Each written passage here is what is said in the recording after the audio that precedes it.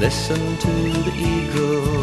You had some facts. You Yes, read. yes. I would like to share with you some facts from other states where there are a number of captive facilities. For example, in Wisconsin, where CWD was discovered in 2002, from March of 2004 until mid-October 2007, 437 cervid escapes were reported from those captive facilities.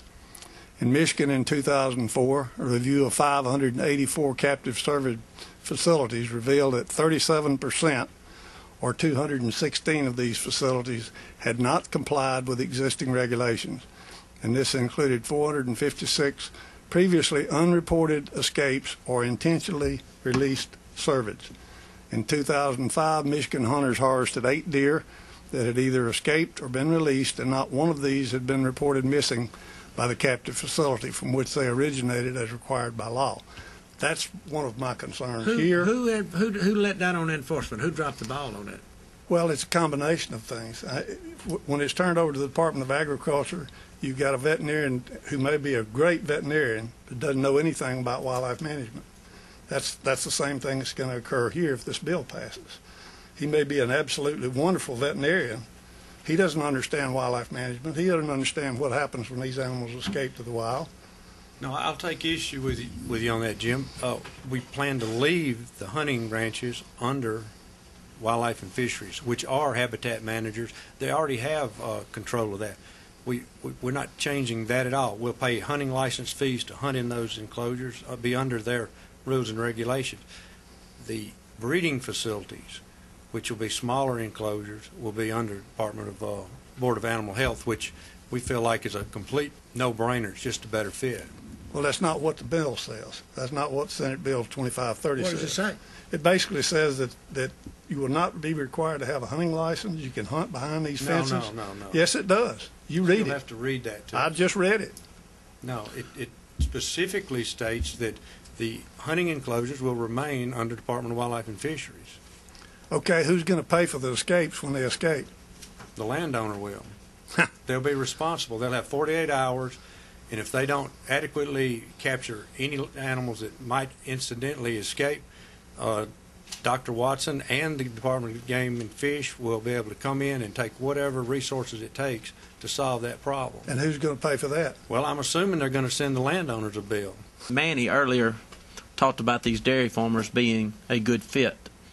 What regulations are there? Can I become a deer farmer, or is there some kind of background check, or how do you become a deer farmer? Well, first you'll have to submit a deer farming plan for your facility, okay, and ask for a permit. It'll go before the Board of Animal Health. They'll assign somebody to review all the requirements, make sure you meet that you have adequate facilities and resources.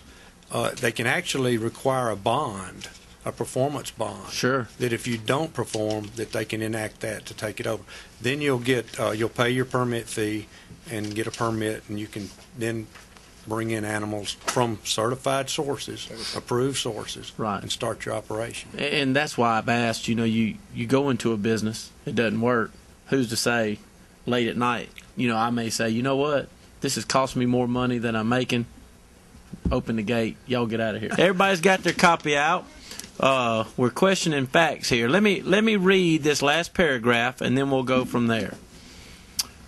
Bill for breeding farms passing Senate.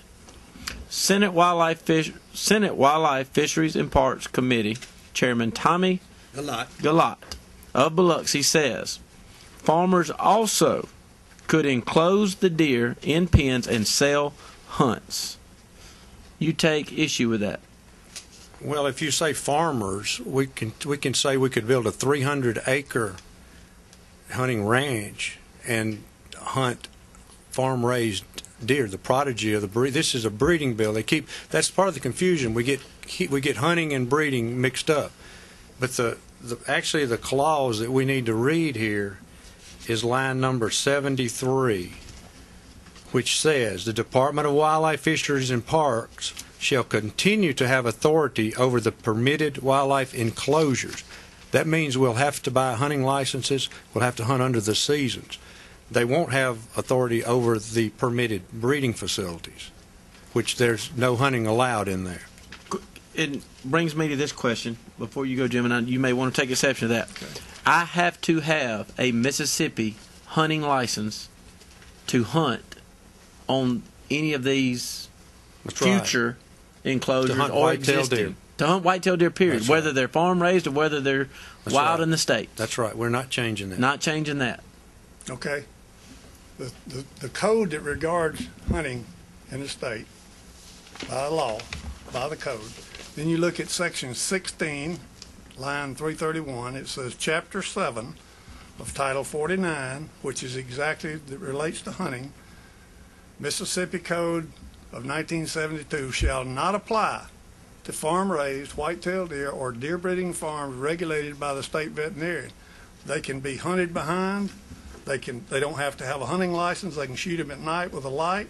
They can hunt them over bait. They can hunt them any way they want to. The owners, this bill passes. You're talking about hunting again. We're talking about deer breeding here. No. This takes it away from the Mississippi Department of Wildlife, Fisheries, and Parks. No, that's not the intention there. It's just the deer. It says deer breeding farms regulated. Why did Senator Gillott say you could hunt in these pens then? Well, I can't answer for Senator Gillott. I wished I could. I wished I had some of his resources. But no, that's not the intent of the bill here. We intend to leave the regulation of the hunting enclosures as it is. It may not be the intent of the bill, but here's what the Mississippi Department of Wildlife, Fisheries, and Parks said. However, under Senate Bill 2530, Chapter 7 of Title 49, Mississippi Code of 1972 would not apply to farm-raised white-tailed deer on deer farms, thus exempting these enclosures from regulations governing canned hunts, hunting seasons, bag limits, hunting license requirements, and any regulations set by the Mississippi Department of Wildlife, Fisheries, and Parks.